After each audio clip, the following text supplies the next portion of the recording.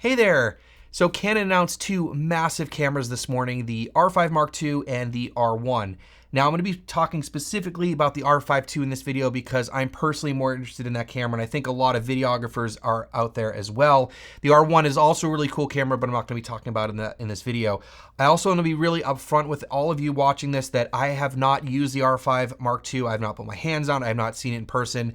I saw the announcement several hours ago, and I'm just making this video to sort of talk about it and be part of the discussion. And I think some of you hopefully will be curious about my thoughts and feelings about the camera. So if you're watching this video later, just keep in mind that I recorded this just a few hours after the announcement and I don't have my hands on the camera. Okay, so let's talk about the crazy expectations that the camera community has for the R5 Mark II, myself included. Now, I want to give you a little bit of my backstory here as well so you can sort of understand my experience and all that kind of stuff. I've been shooting with mainly Canon and Sony for several years, but I had an EOS R in 2020, and I had actually pre-ordered the R5 Mark I, but then saw the overheating, wound up buying an A7S III, and I've been shooting both brands along with many other brands that I test and review for this channel.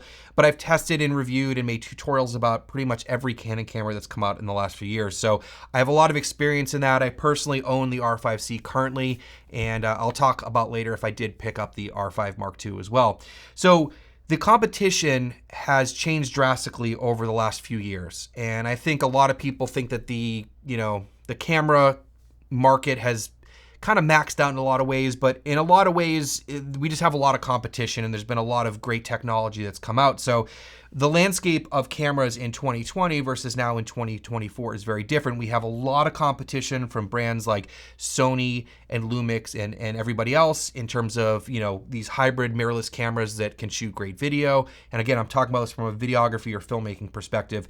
Now, I'm going to try not to dive too deeply into the specs in this video. I will leave a link down below for Canon's official specifications if you want to check them out, because I don't want to cover all those here. I want to have just kind of a little bit of chat with you and let you know what I'm thinking about this. So before we get into a lot of the real details here, I just want to talk for a moment about the cameras that came before the R5 Mark II. We're talking about the R5 Mark I and the R5C. Now, there are some gripes that I personally have with those cameras. I'm sure a lot of you watching out there have those as well. So let's talk about those and see if they've been resolved with the R5 Mark II. The first one is the 30-minute record limit, which was in the R5. Now, that has been resolved with the R5C and other mirrorless cameras. They took that time limit out, and of course, the time limit is gone in the R5 Mark II. Now, the next thing is probably my biggest complaint about the R5C is the fact that it doesn't have as much dynamic range as some of the competition out there, and that it didn't include C-Log 2.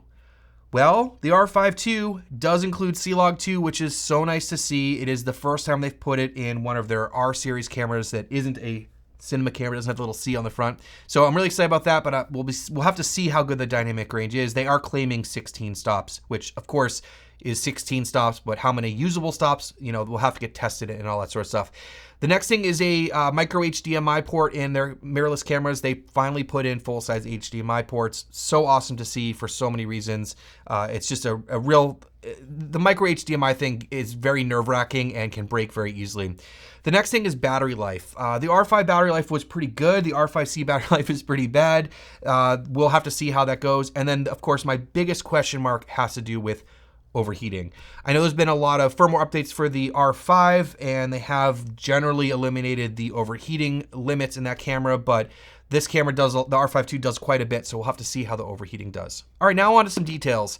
The R5 Mark II has a 45 megapixel full frame sensor, right? Same size as the R5 Mark I and the R5C, but this time it has a backside illuminated stacked sensor, which is awesome. It helps with low light performance. It also helps with a quick readout of the sensor to try to eliminate those rolling shutter artifacts. So this still is a 45 megapixel sensor, so we'll have to see how good the rolling shutter is based on, testing and stuff like that, but it is stacked, so that will help that quite a bit. And that's really nice for video, not just for panning subjects and stuff like that, but also for handheld video. When you have cameras that have a slow readout, it gets kind of jello-y and kind of messy and doesn't stabilize very well in post and just kind of looks gross. So stacked sensor is awesome.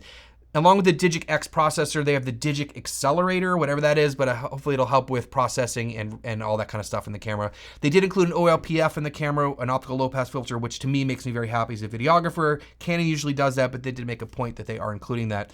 Now, like I said, it does include C-Log 2, which is awesome, and they're saying up to 16 stops at dynamic range. We'll see how that goes.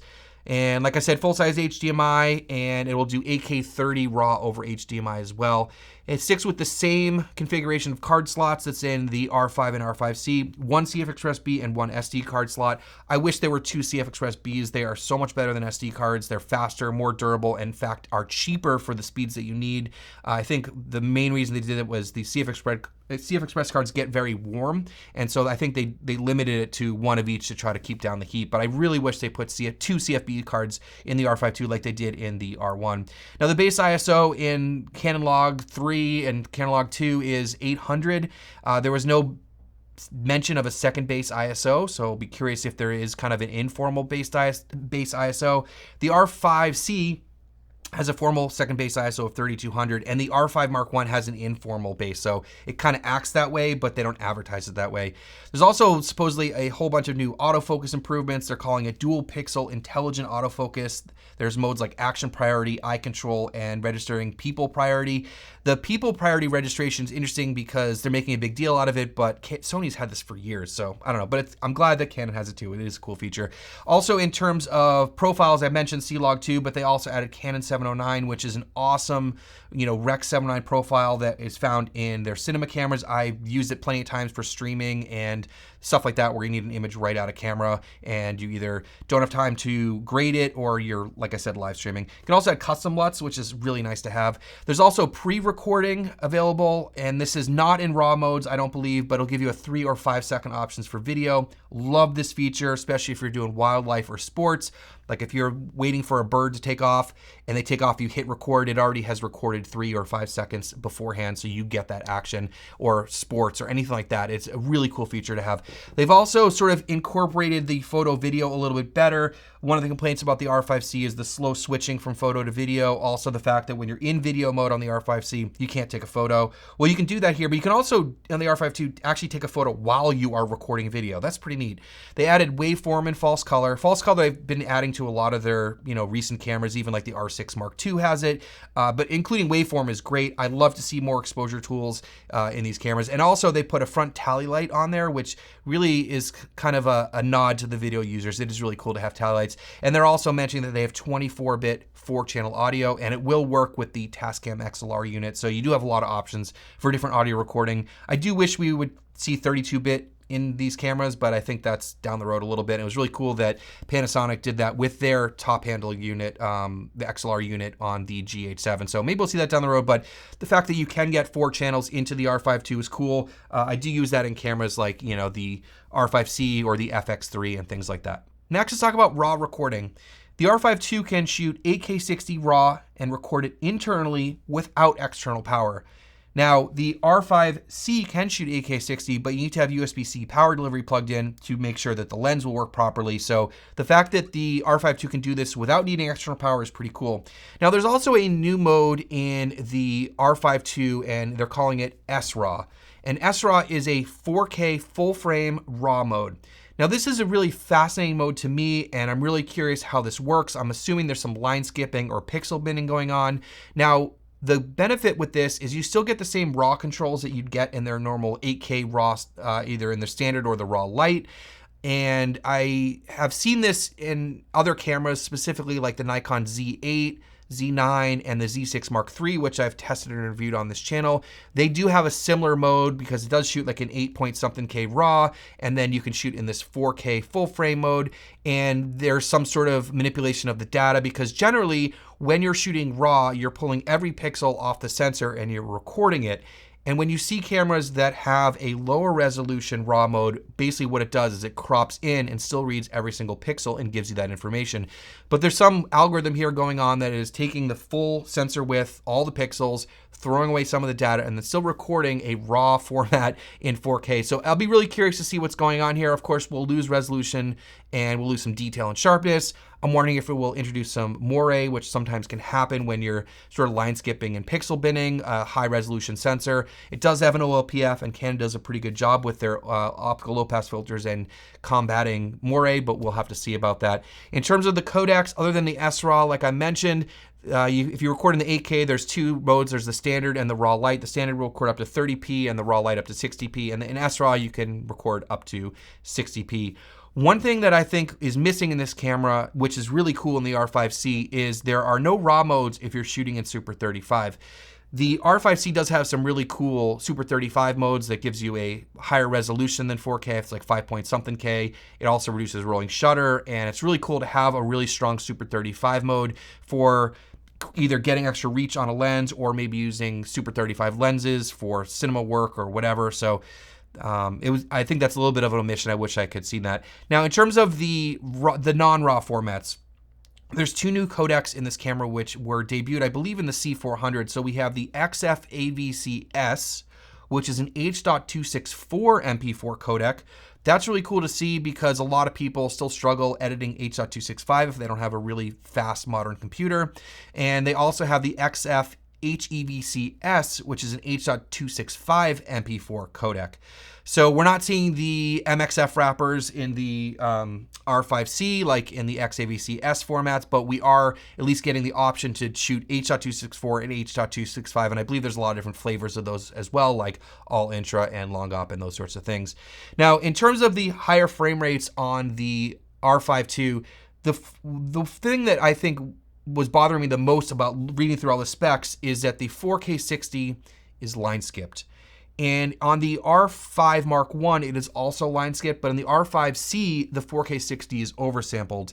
So I was really hoping to get an oversampled 4K 60. Now the 4K 120, of course, is line skipped as well. The only way to actually get all of the information off the sensor in 60 frames per second is to shoot in the 8K 60 RAW mode, because the 8K non-RAW mode only goes up to 30 frames per second. I know this is a lot to digest and think about, but that's a bummer to me to not see an oversampled 4K 60, because I think 4K 60, although it is full frame, it would be really nice to get an oversampled mode to get a really good image quality, because the Canon cameras do great with their oversampling, especially in the R5C and the R5 Mark I. The oversampled 4K modes look awesome. Next, let's talk about the new battery grips and batteries for the R5 II. So there are three different battery grip options for the R5 II. There's the normal battery grip, there is the battery grip that has an Ethernet jack on it, and then there is the cooling grip, which also has an Ethernet jack on it and holds two batteries. Now, this is really fascinating, and it's sort of a different style than other camera manufacturers out there. There's been some add-on fans for like Fuji cameras, and there's also a lot of third-party options out there. But basically, there's a passive cooling system in the body of the R5 II, and when we put the cooling grip on the bottom, it pulls in air through the grip and through the camera and out the side. There's also a lot of controls in the camera for the fan, but I've heard a few people mention that if you have that thing cranked up all the way, it is pretty loud. And so there might still be recording times with the cooling fan in some of the modes. I'm not really sure. But I think this is kind of a clever design, and we'll see how it actually works in practice. It is a $400 accessory, but it holds two batteries, so maybe you get a little more runtime as well, although the fan probably eats up quite a bit of battery. But I'm also thinking about situations where if you want the camera stripped down for travel or just photography or maybe gimbal work or something like that, you can just use it without the grip. But if you need to set it up in a hot environment or long run times for an interview or something like that, you have the option to just put the grip on the bottom, and hopefully it will run a lot longer. But of course, we'll have to get a lot of testing done on that to see the limitations. The other thing is they put a new battery in there. I was kind of expecting this. It's an LPE6P, and so it's the same size as the LPE6N and LPE6NH batteries, and something's different about it where it allows you to use all the new modes in the camera. You can use the old batteries, but it will restrict you to turning off a few of the modes like the Wi-Fi Ethernet, the pre-continuous shooting, HDMI raw output, dual shooting in both photo video, there'll be some limitations to resolution, image quality, and frame rate. So if you want to get the most out of the camera, unfortunately, you're gonna have to buy all new batteries. And I've heard that also those new batteries will hopefully be backwards compatible into the older cameras with firmware updates, but we will have to see about that. So again, another round of batteries that we have to buy. So if you're going to be investing in the R5 II, just keep that in mind as well. To unlock everything, you need those new batteries. I was actually hoping for a much larger battery to get longer run times, but we'll see how the run times are. All right, so let's talk about the IBIS. And I know a lot of people have been critical about the R5 Mark I and a lot of the other Canon cameras that have come out since then, that it has the sort of wobbles in the corners when you're shooting with a wide angle lens. So from what I've seen, it's been described as the edges of the frame have less stops of IBIS than the center, and I think that prevents some of the wobbles. I also was watching Peter McKinnon's video, and he says the wobbles have been fixed, and he's been very critical about that in the past. So that's good to see. Also, Peter McKinnon and several other people I've heard talk about how the noise reduction, especially at the higher ISOs, works really well in video. So again, that'll be a really cool thing to see and test out and see how well it works. A lot of people are looking for quicker turnaround and not have to apply noise reduction in post, so that could be really handy to get cleaner images at higher ISOs. I want to take a moment to talk about the menu system, and I think this is something that it's needed to be upgraded for a long time in the Canon mirrorless world for the video side of it. I don't really have much of an issue in the photo side. Of course, I don't really shoot much photography, but I think it needed to be upgraded for a long time. And it looks like it's fairly similar to the menu system that's been on all of their other mirrorless cameras when you're shooting video. And they've included some of the terminology from the cinema world. I was really hoping for the cinema operating system to be in the video side of this camera like it is in the R5C. Me personally, I absolutely love the cinema operating system for shooting video. It makes it feel much more like a video camera than a photo camera that does video, if that makes sense. But they didn't put a C on the front of the R5 II, so it makes sense they didn't put the cinema operating system in there. Next, I want to talk about some of the things I wish were included in the R5 Mark II, because of course, there's always room for improvement. I'm really not trying to get nitpicky here, but I think these are some things that I think a lot of us in the videography, filmmaking world would like to see. I think it would make this camera more competitive in 2024 and moving forwards, because we're seeing a lot of these hybrid mirrorless cameras or entry-level cinema cameras have a lot of this stuff, and it's stuff that would make our jobs a little bit easier and more fun and, make it more, like I said, more competitive. So the first thing would be open gate, and this is a feature that we're seeing in more cameras, but camera companies like Canon and Sony have not implemented this yet. This would be really cool. Now, Open Gate reads out the full sensor. This is a photography sensor, so it's 3x2. So that's helpful in a lot of different ways. One of which is it gives you a different aspect ratio to play with, 3x2, instead of shooting just in 17:9 or 16:9. Sometimes it's a lot of fun. Also, it helps you when you are reformatting your image for vertical content because you have a lot more height. The other thing is really about anamorphic support. And one of the main reasons why videographers like having open gate recording in their cameras is you can use much higher squeeze anamorphic lenses and not get a ridiculously wide aspect ratio. So it's really handy if you're using really high squeeze anamorphic lenses to have open gate recording. Also, I didn't see any mention about any anamorphic de-squeezing going on in the camera, which I don't think is in any of their mirrorless cameras, but the R5C does have a couple modes. There's definitely a couple missing. So that'll be cool to see that. You're starting to see that in cameras like from Lumix and things like that. So the other thing, like I said, was the oversampled 4K 120, or at least oversampled 4K 60. I just assumed that oversampled 4K 60 was going to be in there, but it wasn't. I would like to also see an option. I haven't heard anyone mention this. If you can choose shutter angle instead of shutter speed, it's such a simple thing, but makes such a difference for us videographers. Next would be the custom white balance operation, how it works in the Canon mirrorless cameras. Now, I didn't see anyone mention this, and I'm assuming that it hasn't changed because it's still using the stills menu system, but if you ever try to get a custom white balance in video mode on the Canon mirrorless cameras, it's really not ideal. You have to go into the photo mode, take a photo of a gray card, and then import that back in, go into video mode, import that in, and all that stuff. Most other cameras, including Canon's cinema cameras, you can just hold up a gray card, push custom white balance, and it does it. It's super quick. I hope if it's not in there, I hope they do put it in there.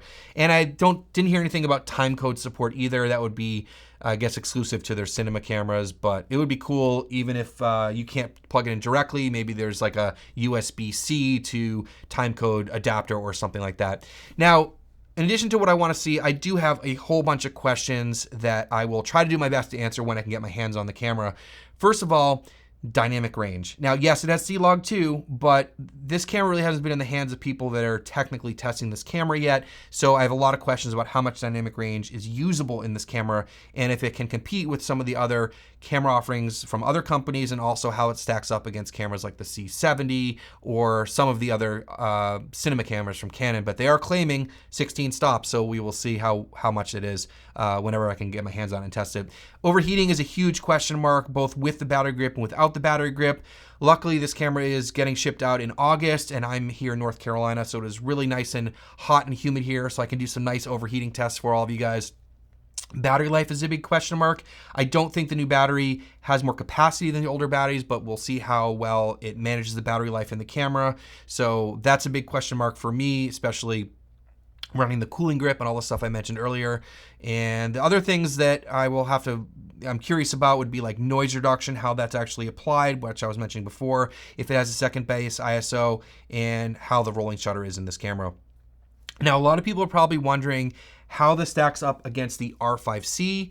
Does that make the R5C irrelevant? Of course, I will be doing a whole bunch of comparisons with the R5C and testing the camera when I get my hands on it. So I think we'll have to see how that goes. But one thing that comes to mind right away is the fact that the R5C has a fan built in and has no limitations on heat. So you can put this in any situation and let it run and run and run, and you don't have to think about it. So that could be a benefit for a lot of people out there. But again, we'll see how it stacks up. All right, so let me try to wrap some of this up and give you a little bit of a conclusion. I think the biggest question that I have, and probably a lot of you out there as well, is whether or not the release of the R5 II means that Canon has caught up to the competition, or maybe did they like leapfrog the competition? Let's talk about that. Now, I think we can all agree that Canon got into the mirrorless game a little bit later than some of the other companies, especially Sony. They had the EOS R, which was kind of like a proof of concept for them with their hybrid mirrorless cameras. Now, when the R5 Mark I came out, that was their first professional series camera. Of course, their 5 series has always been that. And I think the R5 II is kind of like a refinement of the R5. They fixed a lot of the things that we've had issues with. Is it perfect? No. Is there a lot of things I think would be better? Are there things that I have questions about that might be deal breakers to some of you? Yes. But I think at the time being, the R5 II really has caught Canon up to the competition. I don't think they've leapfrogged the competition. I think they're now competitive with everybody else, and that's great to see. They have a lot of great lenses. I personally love the RF zooms, and I use them all the time, and it's really cool to see more powerful cameras that can utilize those lenses. The other thing is I know that Sony will be coming out with some crazy new tech and cameras in the next 6 to 12 months, and this conversation will change. But at the time being, I think Canon has caught up, and now I think as they push forward, I think they can try to innovate a little bit more, and hopefully we'll see more advancements with their cameras. Anyways, I did put a pre-order in for the camera because I am personally very interested in it, and I will test and review it and make as much content as I can about it once I get my hands on it. Of course, I don't have early access to cameras. I wish I did, but I don't. If you are interested in picking up the R5 Mark II, there are links down below. I have no idea what the stock is like for this new release, if it will go out of stock quickly or not. But if you're interested, I would recommend getting your order in because it's going to be a cool camera, I think, and I think it's going to be relevant for many years as a lot of people are still shooting on R5 Mark Is. Anyways, I'm getting kind of rambly, and as I said, there'll be more content to follow. I appreciate all of you watching. Thank you so much. Please hit subscribe, and we'll see you in the next one.